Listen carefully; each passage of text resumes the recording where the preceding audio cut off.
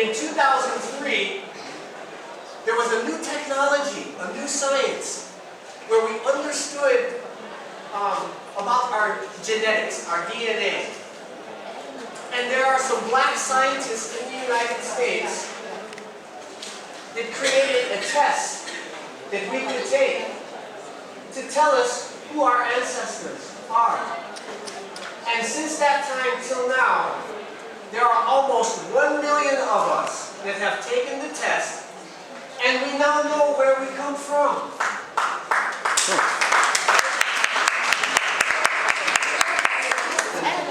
Now, when we take the test, and we get the test result, we want to learn everything we can about our people. So if I take the test and my result is Balenka, my result is Tikar, first thing I want to know is who are the Balenka, who are Baboons, who are Tikar. I want to know the history and culture. The next thing, I want to connect with all the other people in the United States who got the same result. The third thing, right, is I want to connect to Balenka, Tikar people in Cameroon. And then the fourth thing is, I want to go and visit and return. I want to come to Cameroon, find out the Balenka, Tikar people, the chiefs. And I want to be welcomed home, back to my ancestral homeland. I want to be received as the lost son or daughter, because I really am. Some family in Cameroon lost a son, a daughter, a brother, a sister, a husband, a wife. Some family right here in Cameroon lost a family member. And now, some 250 years later, that spirit from that person who was captured and survived, that spirit is being resurrected, and they are coming back. And so the question, and this is important for you because you are the future, and many of you in this room are concerned with cultural diplomacy and international relations. The question is, what's going to happen when these long-lost sons and daughters return to their ancestral homeland? This is a great moment. It is a creative moment. It is a phenomenon that has never happened before in human history.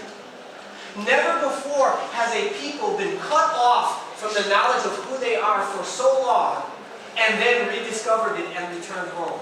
That has never happened in human history. So this moment, right now, is the beginning of a new chapter that together, those of us who are coming and those of us who are here, we get to write the story. And whatever we write will become part of this new African thought that we just had this conference at, right, Sertatola. How those of us... Yes, this is very important because I had a disturbing conversation this morning with Professor Joe.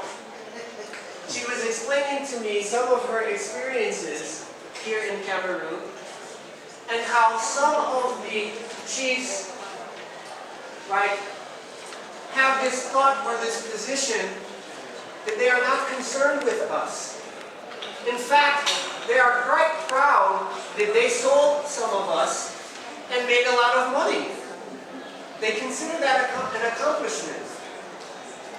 So this is one, very offensive to us, but two, we know that our challenge is developing power so that we can determine our future as African people.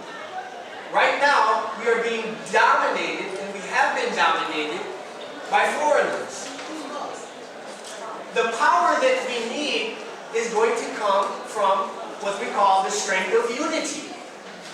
Each one of you has a power. In the ancient Kemetic tradition, we call this Ka, the vital life force energy that you are born with. And if we take your Ka, your vital life force energy, and you can combine it with the Ka, or the vital life force energy of the brother next to you, or the sister next to you, and you have the same mind, the same thought, then that power is amplified. And we know that the only way we're going to get out of our current situation where we are dominated is going to take all African people on the planet to have the same new African thought that we have a common enemy and we have a common destiny. Until now, Cameroon cannot compete against the United States Empire alone. The little country of Guinea-Bissau, my homeland, is only 2 million people. We cannot compete against the economy of Japan. Right? If you take Namibia, or Angola, or Mozambique alone, cannot compete against China with 2 billion people, or India. But as a continent, and with all of the African people living in the diaspora, if we can get through this new African thought with a common agenda, with seriousness and integrity, then our future is great. Not only will we dominate here, this is great.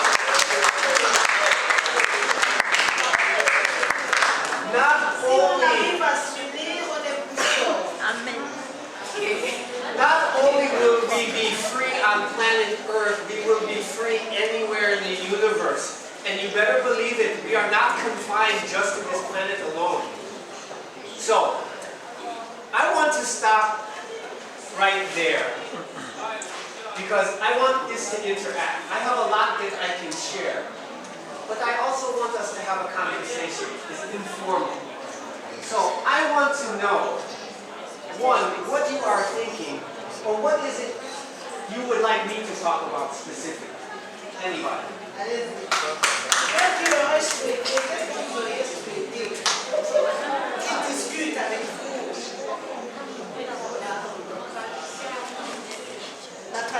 La tradition. Speak. Yes, go ahead. Yeah. Yes, speak. Speak. Okay, hold on. Wait a second. Let me start by this. One thing that I have noticed between where I come from, on the other side of the Atlantic, and over here, is that I use the term African American, but I don't like that term. But for you to understand me, right?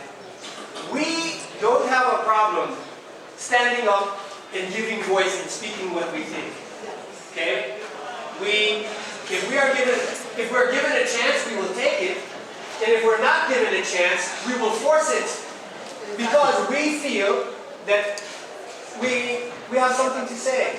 Each individual, right? I'm to be acknowledged, respected. I have my own voice. I've traveled 42 different countries. I've been all over Africa.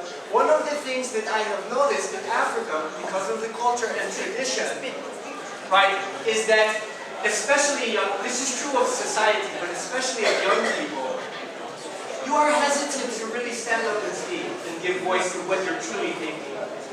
I understand why. It's part of the culture and tradition. But right now, at least for this moment, you are free to speak your mind. I want to hear. You are the young future of Cameroon and the continent. And I have a limited amount of time with you. So I want to hear from you what you want to know, what you want to discuss, what you're thinking. Don't be shy and timid. Please, raise your hand, stand up, and say what you have to say. And don't be shy. Anyone? She wanted to say something. Ah, yes.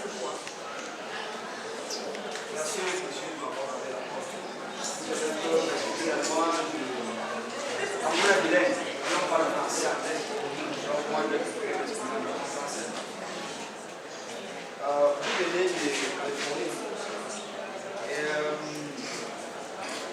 Vous l'avez dit tout à l'heure, nous sommes l'avenir de l'Afrique. Je voudrais savoir, en parlant des problèmes du sous-logement de l'Afrique, quelles sont les solutions que vous pouvez, en tant que jeunes Camerounais, que nous sommes